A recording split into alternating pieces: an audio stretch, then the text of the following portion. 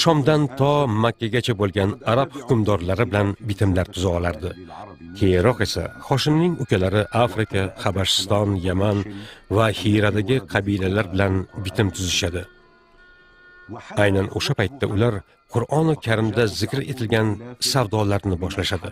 Qishda Yamanga, yozda esa Shom diyoriga savdo safariga borishardi. Aytishlaricha, Rim imperatori Hoshimga o'ziga kuyov bo'lishlikni taklif qilgan ekan. Shu sababli Hoshim G'azoga ko'chib borgan, o'sha yerda olamdan o'tgan, o'sha yerga dafn etilgan.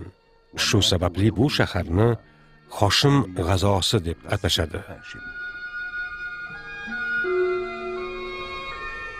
Ammo bu vaqtda Makkada Hoshimning xotini bo'lib, uning farzandlari Nadlat, Ibo Sayfi va Asadni dunyoga keltirgandi.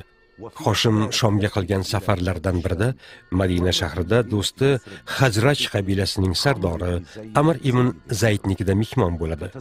O'sha yerda uning qizi Salimaga uylanadi. Salima uning o'g'li Shayba ibn Hoshimni dunyoga keltiradi.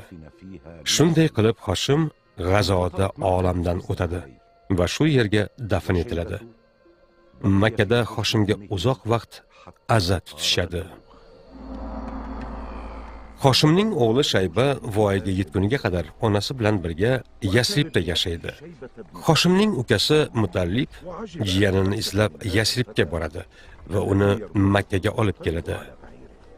Makka ahli kelgusida Makka hukmdori bo'ladigan bu yigitni darhol yoqtirib qolishadi. Shaybaning Al-Horis ismli yagona o'g'li bor edi.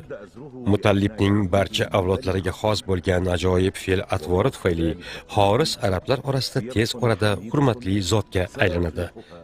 Bir kuni qandaydir ovoz Abdulmutallibga amr qildi. "O Abdulmutallib, tibbilog'ini qidir" deb. U nima o'zi? Burrani kovla. Burra?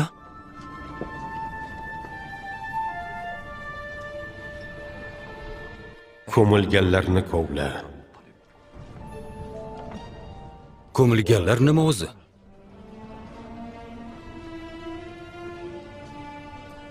Ey Xudoyim,